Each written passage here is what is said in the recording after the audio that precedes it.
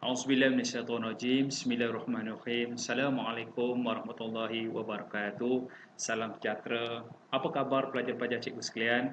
Cikgu doakan semua pelajar cikgu dalam keadaan sihat sejahtera dalam tempoh PKP ini, duduk di rumah diam-diam dan manfaatkanlah masa yang ada untuk kita ulang kaji peperiksaan SPM yang akan bakal menjelang. Baik, pada kesempatan hari ini cikgu nak kongsikan tajuk tingkatan 5 bab 4 iaitu tajuk Malayan Union 1946.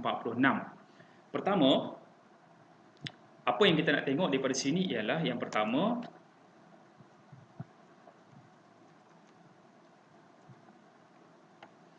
okey. Yang pertama kita akan lihat ciri-ciri gagasan Malayan Union 1946 dan kita akan melihat sebab-sebab penentangan orang Melayu terhadap Malayan Union 1946 dan cara penentangan orang Melayu terhadap Malayan Union 1946. Baik, pertama kita lihat dulu senaraikan. Contoh soalan yang boleh ditanya ialah senaraikan sebab-sebab Malayan Union diperkenalkan. Ini contoh soalan yang biasa ditanya dalam SPM. Contohnya pada SPM 2011, SPM 2018. Okey, untuk pengetahuan pelajar sekalian. Baik, kita tengok yang pertama. Baik, yang pertama sebab apa Malayan Union diperkenalkan? Pertama ialah sebagai persediaan kepada penduduk Tanah Melayu ke arah berkerajaan sendiri. Ini adalah proses British untuk memberikan kemerdekaan dan kerajaan sendiri. Okay, itu yang pertama. Yang kedua, membentuk pentadbiran yang licin di Tanah Melayu. Kerana sebelum ini, di bawah pentadbiran British, Tanah Melayu terdiri daripada 3 unit pentadbiran, iaitu dia ada negeri Selan, dia ada negeri-negeri Melayu bersekutu dan negeri-negeri Melayu tidak bersekutu. Ini menyebabkan kos pentadbiran yang besar. Maka British telah berusaha untuk menjimatkan kos pentadbiran dengan menyatukan ketiga-tiga unit ini di bawah satu pentadbiran. Okay. Yang keempat ialah untuk membentuk bangsa Malayan Union. Okay.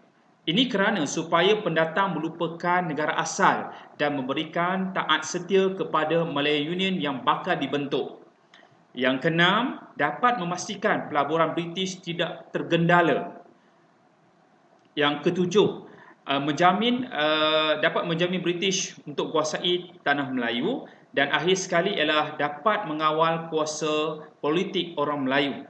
Baik, di sini ada 8 dan cikgu cuba memudahkan pelajar dengan cara mengingat menggunakan kaedah kinesthetic symbol. Okay, di mana kita akan menggunakan pergerakan tangan untuk mengingat fakta-fakta tentang sebab-sebab pengenalan Malayan Union 1946. Di sini cikgu cuba bagi 5 saja faktor daripada 8 yang cikgu telah ceritakan. Contohnya, yang pertama, pelajar-pelajar boleh ikut cikgu sama-sama. Ini untuk kaedah long term memory. Contoh yang pertama, cikgu ambil isi yang mudah dulu. Pertama, bentuk bangsa Malayan Union. Okay, yang pertama cikgu ulang balik, membentuk bangsa Malayan Union. Okay, bentuk bangsa Malayan Union. Yang kedua, menjimatkan kos pentadbiran. So kita ulang balik daripada awal. Pertama, bentuk bangsa Malayan Union. Kedua, jimatkan kos pentadbiran. Ketiga, kawal kuasa politik orang Melayu. So kita ulang balik pada awal. Pertama, bentuk bangsa Malayan Union. Yang kedua, jimatkan kos pentadbiran. Ketiga, kawal kuasa politik orang Melayu. Okey. Yang keempat, licinkan pentadbiran. Okey, kita ulang balik. Pertama, apa dia? Okey, pertama, bentuk bangsa Malayan Union.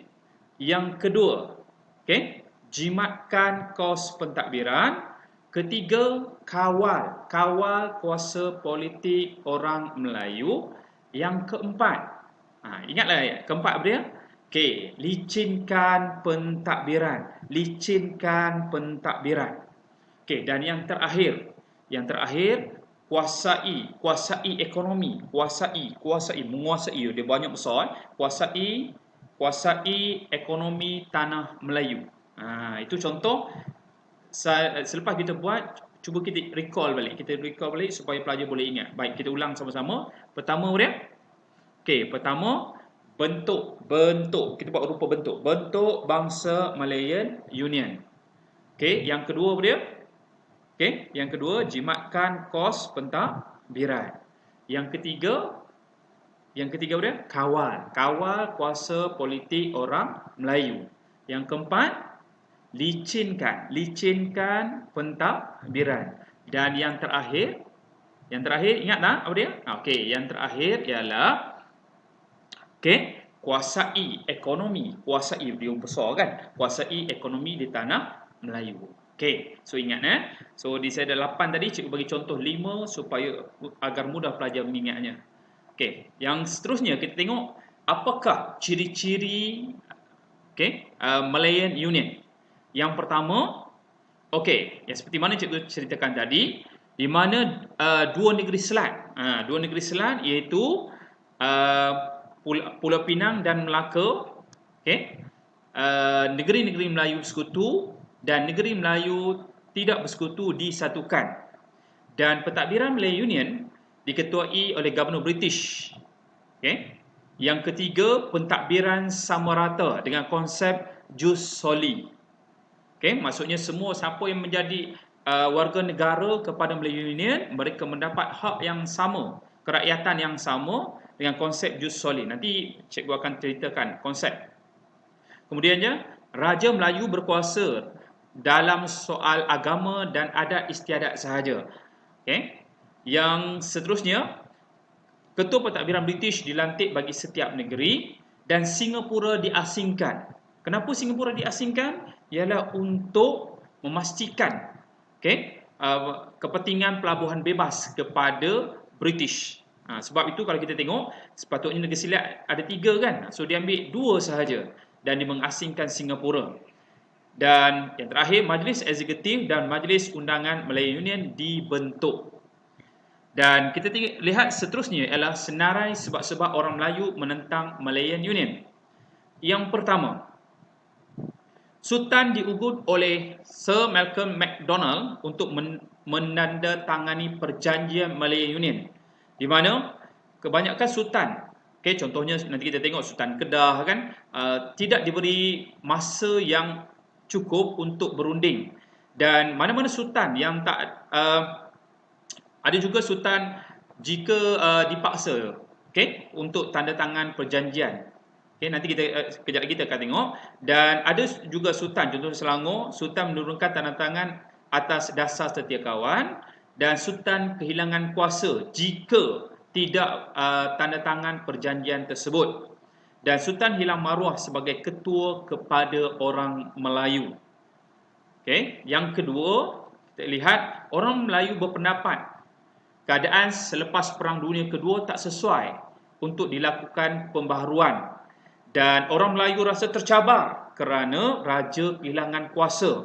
Di mana orang Melayu rasa tercabar kerana zakat dikutip oleh gubernur. Dan orang Melayu bimbang agama Islam akan tercabar. Seterusnya, orang Melayu bimbang akan hilangnya warisan Tamadun Melayu yang diasaskan daripada Kesultanan Melayu Melaka. Dan orang Melayu juga bimbang tentang ekonomi dan pendidikan orang Melayu terus mundur. Dan orang Melayu menolak dasar pemberian kerakyatan yang longgar kepada imigran melalui prinsip jus soli. Dan orang Melayu bimbang orang Melayu akan menjadi lebih kecil dengan apabila kerakyatan dibuka secara terbuka. Dan orang Melayu bimbang status quo sebagai pribumi akan terancam. Dan akhir sekali kita akan bincangkan cara-cara orang Melayu menentang Malayan Union. Pertama, orang Melayu tulis dalam akhbar untuk menyatakan bantahan mereka, contohnya dalam akhbar Utusan Melayu, Majlis dan Warta Negara. Yang kedua, orang Melayu mengadakan demonstrasi di Kota Baru dan Alor-Setar untuk menyatakan bantahan kepada pembentukan Malayan Union. Yang ketiga, orang Melayu Dato' On menyuruh orang Melayu berkongres dan menubuhkan pertubuhan iaitu UMNO, pada mulanya UMO, United Malay Organisation, dan seterusnya selepas UMO maka terbentuklah UMNO. Seterusnya Persatuan-Persatuan Melayu dihidupkan semula dan mereka menghantar surat bantahan dan telegram ke pejabat jajahan tanah di London, dan Kongres Melayu diadakan di Kelab Sultan Sulaiman dan dihadiri oleh 41 buah persatuan seluruh tanah Melayu, dan hasil daripada kongres ini maka terbentuklah sebuah pertubuhan yang dikenali sebagai Pertubuhan Kebangsaan Melayu Sekutu ataupun UMNO yang ditubuhkan untuk menentang Malayan Union. Dan seterusnya kongres kali kedua diadakan untuk membantah pengisytiharan Malayan Union. Ini contoh orang Melayu mengadakan rapat umum di bandar-bandar besar untuk menunjukkan bantahan. Dan yang terakhir ialah Raja-Raja Melayu berkumpul di Kuala Kangsar untuk menyatakan bantahan kepada ahli Parlimen Malayan Union. Okey, setakat itu. So, cikgu rangkumkan dalam tajuk ini, Malayan Union, pelajar perlu kuasai yang pertama, sebab apa pengenalan Malayan Union, ciri-ciri Malayan Union, dan cara dan sebab mengapa orang Melayu menentang Malayan Union. Itu saja daripada cikgu. Sekian. Assalamualaikum warahmatullahi wabarakatuh.